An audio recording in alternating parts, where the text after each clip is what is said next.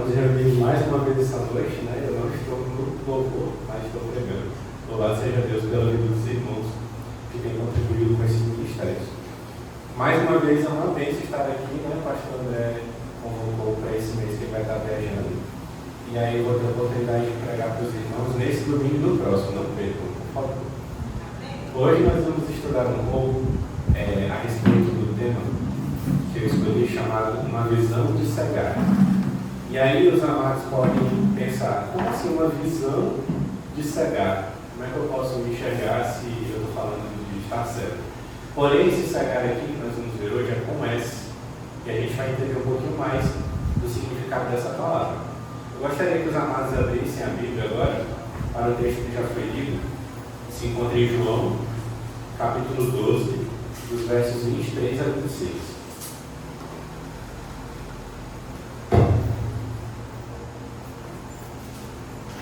João 12, 23 a 26. Amém? Leamos. E Jesus lhes respondeu dizendo: É chegada a hora em que o Filho do Homem há de ser glorificado. Na verdade, vos digo que, se o grão de trigo caindo na terra não morrer, fica ele só. Mas, se morrer, dá muito fruto. Quem ama a sua vida, perdê-la-á. E quem neste mundo odeia a sua vida, guardá-la-á para a vida eterna. Se alguém me serve, siga-me, e onde eu estiver, ali estará também o meu servo. E se alguém me servir, meu Pai o honrará. Oremos. Santo Deus e Rei, te louvamos, ó Pai, pela oportunidade de estarmos aqui em tua casa. Te louvamos, ó Deus, por podermos te servir, podermos te cultuar, temos a liberdade aqui em nosso país para isso. Te agradecemos, ó Pai, pela oportunidade de sermos servos, ó Deus, do teu Rei. Te louvamos e pedimos que o Senhor receba com barulho suave os nossos louvores já entoados aqui esta noite e traga, ó Deus, nossos corações e mentes para este lugar para aprender mais de Ti. Te agradeço por essa oportunidade e peço que o Senhor me use para transmitir a Tua palavra, Deus, aos nossos corações. No mais, te louvamos por tudo, agradecidos. Em nome santo de Jesus Cristo, amém. Amados, o nosso texto fala um pouquinho a respeito de plantio, de semente, né? Eu não sei quantos dos irmãos já tiveram a oportunidade de trabalhar com plantações, ou de até mesmo plantar uma mudinha, né? Mas o grão de mostarda, o grão de trigo, perdão, que nós vimos aqui no nosso texto, é um dos grãos que Jesus vai utilizar como metáfora para simbolizar a germinação de uma árvore que logo mais à frente vai dar um fruto, né? E aí no versículo 24 do texto que nós lemos, ele explica que para esse grão dar fruto, ele precisa morrer. E nós vamos entender um pouquinho melhor o que Jesus trouxe para as nossas vidas com essa parábola que ele colocou aqui no livro de João. Então, só trazendo um contexto, antes de iniciarmos, João, que é o autor desse livro, era filho de Zebedeu e um dos 12 apóstolos, né? Com Tiago, seu irmão, e também com o apóstolo Pedro. Ele era um dos apóstolos mais próximos de Jesus Cristo. Por que nós dizemos isso? Porque ele esteve com Cristo em ocasiões como a transfiguração e como no jardim de Getsemane, onde Cristo viveu seus momentos finais, antes da crucificação. E também na própria crucificação, Jesus pede que João cuide da sua mãe, Maria, né? Deixa a sua mãe aos cuidados de João. João também é citado por Paulo, lá em Gálatas 2,9, como uma das 3 colunas da igreja. O texto que diz assim: E conhecendo Tiago, Cefas, que é Pedro, e João, que eram considerados como as colunas. E nesse texto aqui que João escreve, ele está narrando alguns momentos antes da sua própria crucificação, da própria crucificação de Jesus, né? Então, 6 capítulos mais para frente, já no capítulo 18, a gente vai ver o episódio do Getsemane. E aí, o nosso texto fala a respeito de uma semente, e essa semente precisa morrer para germinar, fazendo com que percebamos que tudo na vida traz consequências, né? E consequência não é uma palavra puramente negativa, como geralmente a gente utiliza. Eu, pelo menos, sempre falo, né? As consequências dos seus atos vão te encontrar. Mas consequência, na verdade, é uma sucessão de acontecimentos. Ou seja, tem uma causa e a consequência vai ser o efeito dessa causa. Né? Então, se você andar na chuva, por exemplo, você pode ficar gripado, né? Vai ser uma consequência daquela sua atitude. E aí nós percebemos que as consequências, elas são divididas em consequências a curto prazo e a longo prazo. Então, eu trouxe algumas consequências aqui a curto prazo. Por exemplo, se você furar o sinal vermelho, né, você pode levar uma multa. Se você comer demais, você pode vir a sentir dor de barriga. Se você torcer por Vasco, você vai ficar em vice. E consequências a longo prazo, temos, por exemplo, se você estudar, você pode garantir um bom futuro. Se você se exercitar, você vai ter uma saúde com uma qualidade melhor. E se você plantar, você vai permitir que uma árvore cresça ali. E aí, aproveitando esse último exemplo, vamos falar um pouquinho dos benefícios de termos uma árvore. Eu não sei se os jovens aqui já estão se lembrando, mas eu falei um pouquinho dessa mensagem, né, em uma aula há muito tempo atrás, ano passado. E aí eu citei para os jovens que as árvores que nós temos aqui no fundo trazem alguns benefícios para nós, né? Como por exemplo a sombra, como por exemplo a madeira que a gente pode utilizar para construir, né, outros móveis, a própria beleza da natureza, né, que canta e decora e orna, né, nosso acampamento, a casa do pastor André, e o essencial que uma árvore pode trazer nas nossas vidas, que são os frutos. E aí, essa é primordialmente a vantagem da gente poder plantar uma árvore, né, obter os seus frutos. Eu gostaria agora que abríssemos para João, né, vamos avançar um pouquinho, 2 capítulos para o capítulo 15.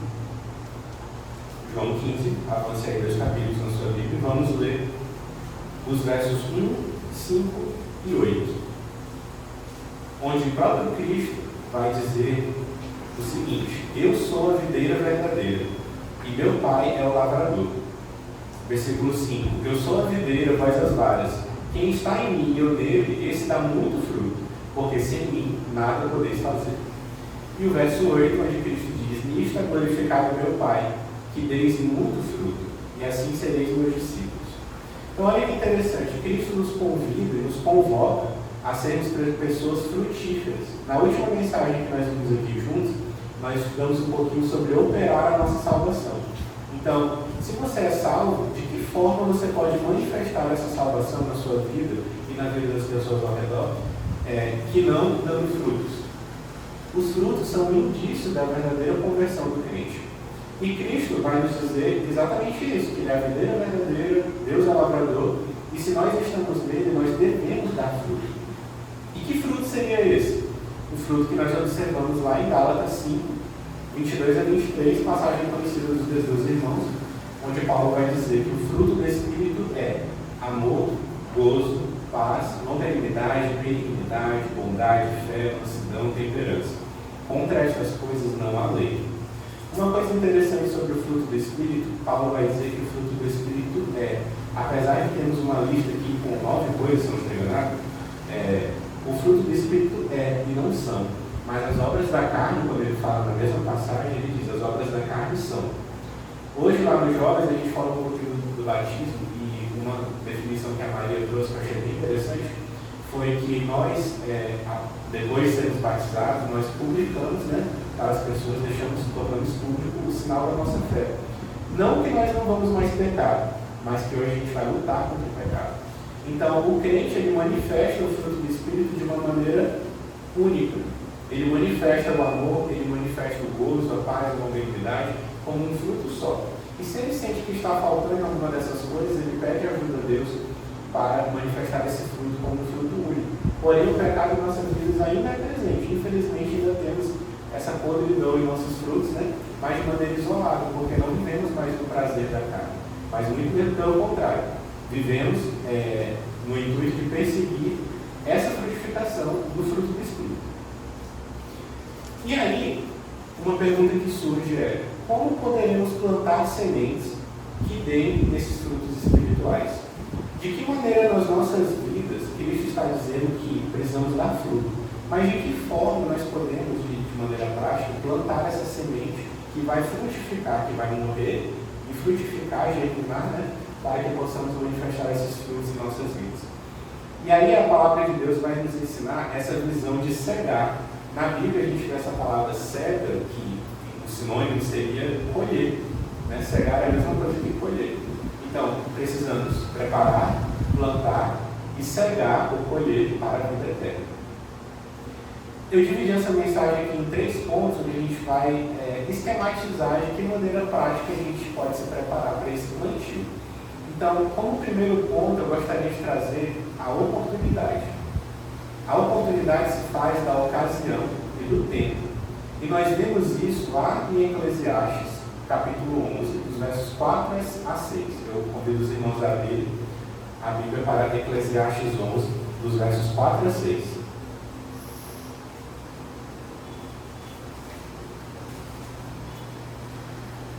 Eclesiastes 11, de 4 a 6, que diz: quem observa o vento nunca semeará, e o que olha para as nuvens nunca cegará. Assim como tu não sabes qual o caminho do vento, nem como se formam os ossos do ventre da mulher grávida, assim também não sabes as obras de Deus, que faz todas as coisas. Pela manhã semeia a tua semente, e à tarde não retires a tua mão, porque tu não sabes qual prosperará, se esta, se aquela, ou se ambas serão igualmente boas. Amados, o texto vai nos dizer algumas verdades. A primeira verdade que eu quero destacar para os irmãos é que não devemos esperar o vento parar ou as nuvens parearem. Sempre é tempo de semear. Então, por vezes, pensamos que devemos aguardar as condições ideais ou as condições perfeitas para obedecer a Deus e ao seu chamado, para que possamos espalhar essa semente da verdade, do Evangelho. E a verdade é que sempre é tempo de semear. Se você tem uma oportunidade com alguém no seu trabalho, na sua escola, na sua família, não é correto você aguardar e esperar que haja um momento, a sós, ou um momento que o Evangelho vai ser trazido à tona para que você coloque a verdade ali. Muito pelo contrário, precisamos entender o chamado de Deus, entender aquela oportunidade dada por Deus a nós, para que possamos transmitir a verdade do Evangelho. Não sabemos também qual semente prosperará, mas quem não planta nada não colhe nada. O texto vai dizer que muitas pessoas não semeiam porque esperam o momento ideal. E a oportunidade de plantar é agora, e não quando tudo estiver perfeito. Um exemplo disso também, que vemos na Bíblia, é a vida de Noé. Em Gênesis 6,14, onde inicia a história da vida de Noé, Noé construiu a arca quando ainda não havia nenhum sinal de chuva. Então o céu não estava nublado, pelo contrário, nunca tinha chovido sobre a terra, as pessoas não conheciam a chuva naquela época, e mesmo assim ele obedeceu o sinal de Deus para construir a arca. A Bíblia fala que as pessoas zombavam de Noé, porque Noé fazia uma coisa que nunca tinha sido feita antes, se preparar para uma chuva, que nunca tinha acontecido até aquele momento. E mesmo assim ele recebeu a palavra de Deus para fazer isso e fez. Da mesma forma, Abraão também saiu de sua terra sem saber para onde iria. Na mensagem passada que a gente estudou juntos, lá em Hebreus 11, capítulo 8, ele é listado como o herói da fé, que saiu da sua terra, da sua parentela, para um lugar que Deus ainda havia de mostrar para ele. Então ele agiu por fé, Noé agiu por fé, não perdeu a oportunidade, porque a oportunidade perdida hoje pode ser a colheita que nunca veremos amanhã. Então, como o texto de Eclesiastes diz, que nós não esperemos o vento, e nem fiquemos olhando para as nuvens, porque senão nós nunca colheremos nada espiritualmente em nossas vidas. E no versículo 5, o autor diz que nós não sabemos qual o caminho do vento, nem como se formam os ossos do ventre da mulher grávida, também não sabemos as obras de Deus que faz todas essas coisas. Deus, quando Ele chama, Ele capacita. É um exemplo bem prático disso na minha vida. Eu, quando comecei a tocar violão, por exemplo, onde hoje eu sigo aqui na igreja, eu não sabia fazer nada assim, voltado para trabalho com as mãos. Eu nunca fui uma pessoa com boa coordenação. E mesmo assim, Deus colocou várias pessoas na minha vida, várias vezes, que me incentivaram e me ensinaram. Transmitir a palavra de Deus, estar aqui na frente hoje falando com vocês, não é nada fácil para mim. E mesmo assim, Deus tem colocado pessoas na minha vida. Louvo a Deus, inclusive, pelo pastor André, que foi quem mais me motivou a isso, me incentivou. E por outras pessoas que também têm contribuído, para que hoje a gente pudesse estar aqui transmitindo a palavra de Deus. Deus, Ele não capacita para chamar, Ele chama e capacita. Ele tem um chamado para a sua vida e Ele vai te capacitar para exercer aquilo que Ele deseja que você exerça. Um próximo ponto, nós vimos que a oportunidade não pode ser perdida. Um próximo ponto seria a técnica. Então, nada do que fazemos na vida podemos fazer de qualquer jeito. Existe uma maneira correta de fazermos as coisas, uma maneira com ordem e decência de darmos o nosso melhor para Deus. O nosso melhor para Deus não pode ser apenas com base naquilo que eu penso que é melhor para Deus, mas existe formas de nos prepararmos de maneira técnica, envolvendo ciência, envolvendo procedimento, para servirmos ao nosso Deus. Então, convido os irmãos agora a abrirem para o texto de Isaías 28, dos versos 24 a 29. Isaías 28, dos versos 24 a 29. Onde lemos: porventura lavra todo dia o lavrador para semear? Ou abre e desterroa todo dia a sua terra? Não é antes assim. Quando já tem nivelado a sua superfície, então espalha nela ervilhado, e semeia cominho, ou lança nela do melhor trigo, ou cevada escolhida, ou centeio, cada qual no seu lugar? O seu Deus o ensina, e o instrui acerca do que há de fazer. Porque a ervilhada não se trilha com o trigo, nem sobre o cominho passa a roda de carro, mas com uma vara se sacode a ervilhada, e o cominho com um pau. O trigo é esmiuçado, mas não se trilha continuamente, nem se esmiuça com as rodas do seu carro, nem se quebra com os seus cavaleiros. Então, essa passagem aqui é praticamente um curso do Senai para você que quer iniciar aí no plantio, né? Com detalhes a respeito de cada tipo de semente. É interessante Isaías trazer em detalhes como funciona o plantio de cada semente, porque isso nos revela que plantar a semente, espalhar o Evangelho, servir ao nosso Deus, não é sobre simplesmente lançar a semente, não é sobre ter uma semente boa e lançar de qualquer forma. É sobre preparar a terra, escolher o local certo e usar a ferramenta certa. Eu achei muito interessante na última vigília, a irmã Val trouxe um material todo construído e pensado para a pregação do Evangelho para as crianças. E quantas igrejas hoje têm pensado nisso, né? Tem preparado irmãos, desenvolvido trabalhos voltados para as crianças, né?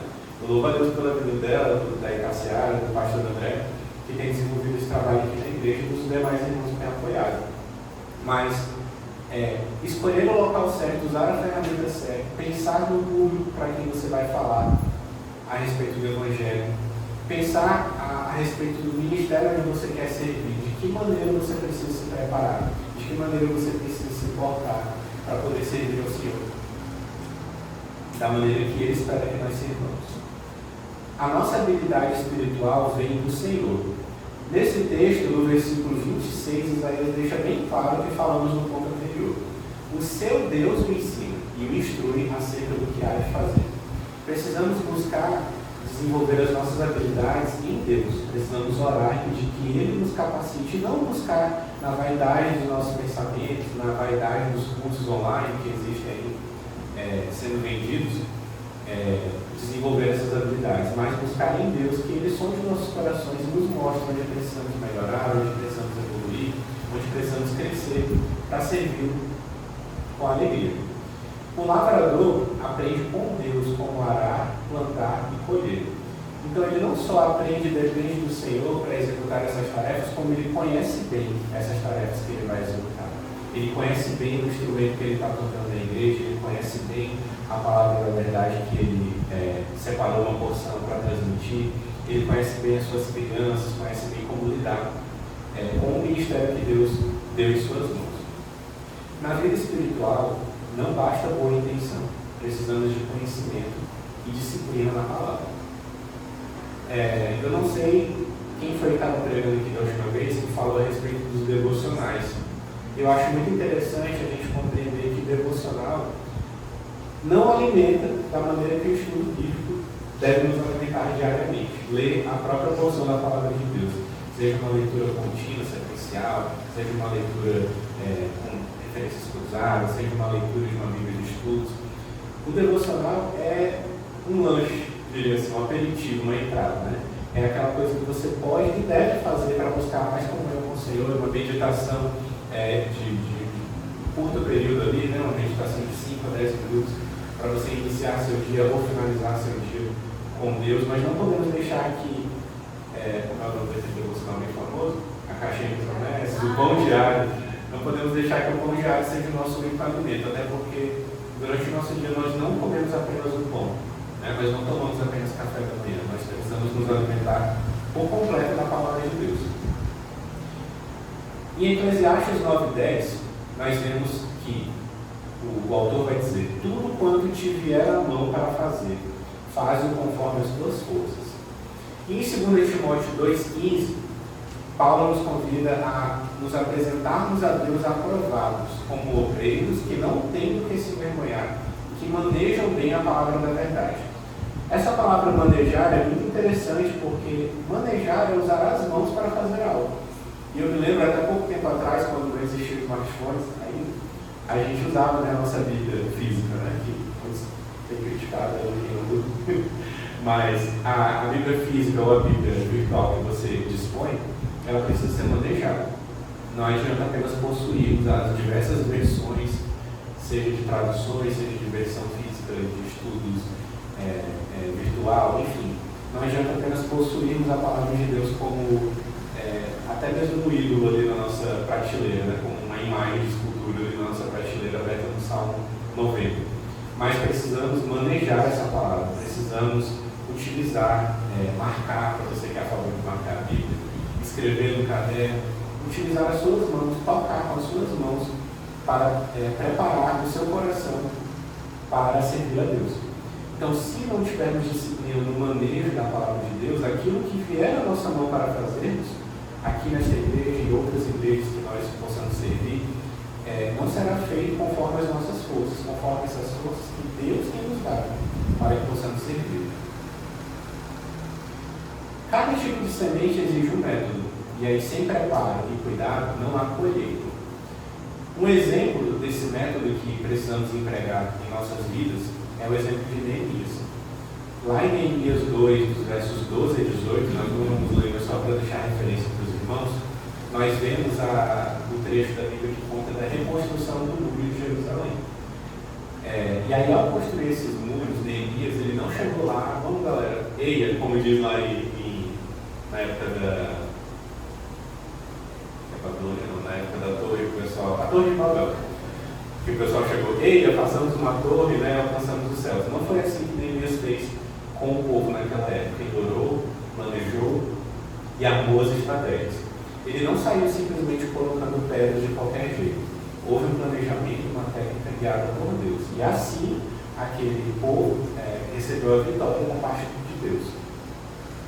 Então, o semeador sábio, ele não apenas lança sementes, ele entende o solo, prepara a terra e confia no ensino de Deus. Então, nós já vimos que para plantarmos essas sementes, e aí assim podemos frutificar, precisamos nos valer da oportunidade, que é feita da ocasião, mais do tempo. Precisamos utilizar a técnica correta e assim precisamos conhecer a ciência e o procedimento por trás dessa técnica. E por fim, precisamos realizar a colheita. A colheita parece sempre ser assim, o fim, né? Plantamos, frutificou, vamos simplesmente colher. Mas até para colhermos, precisamos entender qual a maneira correta de colhermos os frutos dessa semente que temos plantado. Convido os irmãos a abrirem agora para Mateus, capítulo 13, dos versos 31 a 32. Mateus 13, de 31 a 32.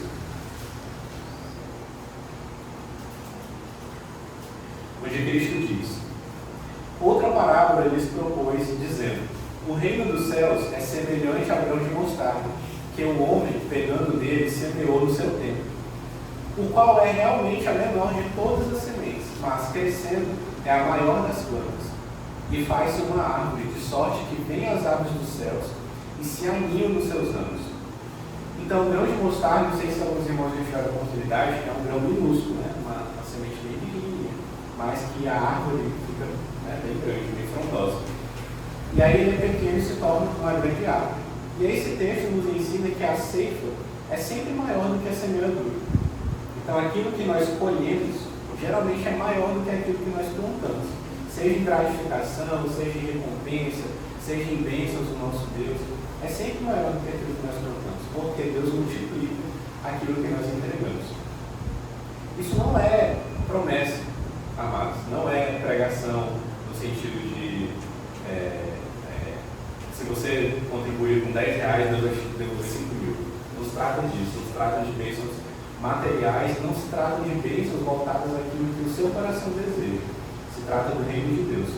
E se trata dos frutos que Deus espera que nós frutifiquemos para Ele. Colher é também separar e armazenar. Então precisamos discernir o que é bom, conservar o que é espiritual. Eu e Rebeca, minha irmã, a gente tem uma constante tratativa nas nossas playlists, né, que a gente ouve no Spotify e nos aplicativos aí de música. Porque por vezes a gente acaba acrescentando músicas que a gente gosta no momento, mas que depois a gente acaba percebendo alguma coisa ali que não está condizente com a palavra de Deus, ou que não está de fato reverenciando o nome do nosso Deus, mas apenas cultuando a voz do cantor, ou alguma outra coisa ali que está tirando do foco o louvor ao nosso Deus. E isso eu acho interessante porque eu creio que seja um discernimento, uma separação daquilo que talvez a gente acreditou no primeiro momento que era santo, que era feito, pensado para Deus, mas que constantemente, se a gente estiver meditando sobre aquilo, a gente vai perceber e conseguir separar o joio do trigo. E se a gente faz isso para a música, a gente pode fazer isso para diversas outras coisas nas nossas vidas. Amizades, relacionamentos, lugares que você frequenta, sites que você acessa, conversas que você mantém com pessoas que às vezes não agregam na sua vida, livros que você lê, conteúdos que você navega ali nas suas redes sociais. Eu tenho uma constante luta com o meu algoritmo, né, como as pessoas dizem. No Instagram, o algoritmo entrega aquilo que ele acha que você vai gostar, né?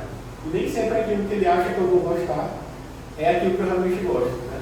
Às vezes eu fico acessando meu Instagram como Instagram de ícones, porque para ela chegam algumas coisas que o Instagram pensa que ela gosta, mas que eu também gosto.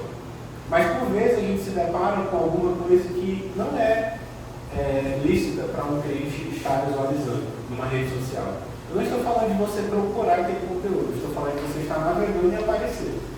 Então, precisamos saber como discernir esse momento, como entender que por vezes não é saudável passar tantas horas numa rede social, por exemplo.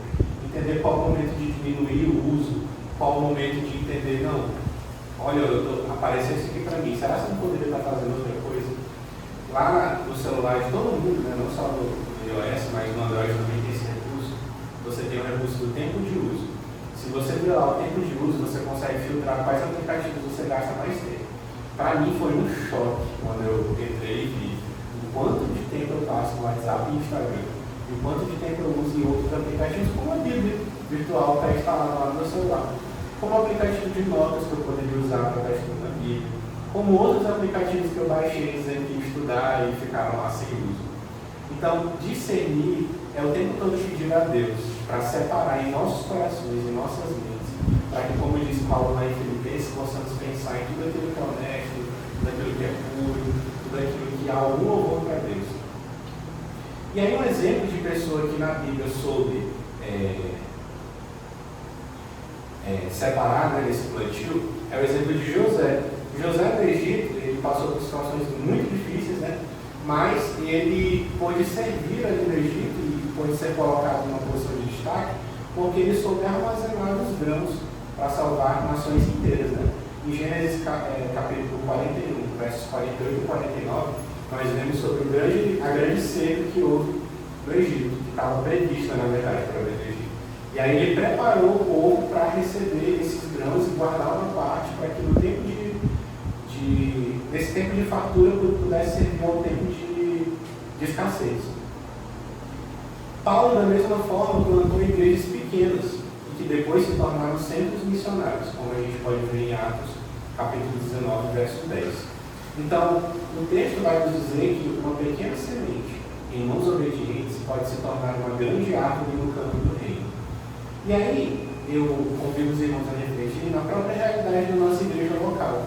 A nossa igreja local não é uma igreja muito grande, em termos de número de membros e até em termos de espaço físico, mas quanto as nossas vidas têm sido abençoadas no serviço ao Senhor aqui neste lugar.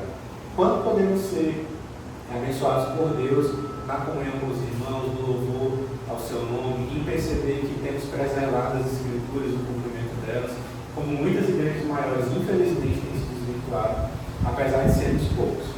Então eu louvo a Deus porque essa igreja eu vejo como um grão de mostarda nas mãos do nosso Senhor, e que tem frutificado. em nossas vidas. Amados, eu gostaria de encerrar trazendo algumas aplicações para as nossas vidas, das passagens que nós lemos hoje. Nós vimos no nosso texto básico de João 12 que o grão precisa cair e morrer para dar fruto. Cair porque ele está lá no fruto, né? E aí ele cai no fruto no chão, aí o fruto se desfaz e a semente fica ali na terra, onde ela vai morrer para germinar e dar fruto. Não sei se os irmãos já viram aqueles vídeos em câmera lenta da semente germinando. É bem interessante, ela se desfaz, ela vai abrindo por dentro, né? Se desfaz germinando ali no solo. Quem ama a sua vida aqui perde, mas quem a entrega colhe a vida eterna. Então, eu convido os irmãos que ainda não conhecem a Cristo, as pessoas, na verdade, que ainda não conhecem a Cristo, a desfrutar desse fruto, que é o maior fruto que Cristo poderia deixar para nós após a sua morte na cruz. Venha colher a vida eterna ao lado do Senhor. Venha desfrutar desse fruto em sua vida, dessa semente que Cristo plantou para que todos nós pudéssemos colher. E a você que já é crente, eu convido a servir e seguir a Cristo, que é o caminho para a verdadeira honra, como vai dizer no verso 26. E aí eu desafio os irmãos a refletir ao longo da semana. O que ainda não enterramos diante de Deus? O que ainda não temos enterrado para que assim possamos frutificar para o reino de Deus em nossas vidas? O quanto temos lutado ainda contra aquilo que Deus tem nos convocado e nos chamado a servir? Quais áreas precisamos morrer ou matar? Quais áreas precisam morrer, na verdade, para que o Espírito Santo gere frutos eternos em nosso viver? E que sementes espirituais estamos plantando hoje e que outros colherão amanhã? Então, lá em casa, eu falo muito com eles que a gente tem um cachorro, e aí não comparando de maneira nenhuma um cachorro com um filho, né? Mas certos cuidados e responsabilidades que a gente tem com um pet, a gente precisa multiplicar por 100 quando a gente vai ter um filho, né? De certa forma, um treinamento. Então, a gente tem observado e orado, pensado a respeito do que temos aprendido hoje para que lá no futuro os nossos filhos corram com a gente, dos nossos próprios hábitos, dos nossos hábitos de culto doméstico, de oração, daquilo que a gente assiste, quando que a gente assiste, enfim, daquilo que vai ser rotina na vida dos nossos filhos no futuro.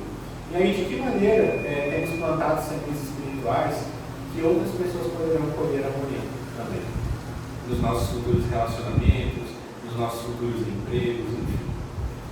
E para encerrar, eu quero deixar uma passagem com os irmãos que se encontra em Gálatas 6, verso 9, onde Paulo vai dizer: não nos cansemos de fazer o bem, porque a seu tempo faremos. Amém? Vamos orar? Santo Deus de Deus, louvamos ao Pai, pela força da tua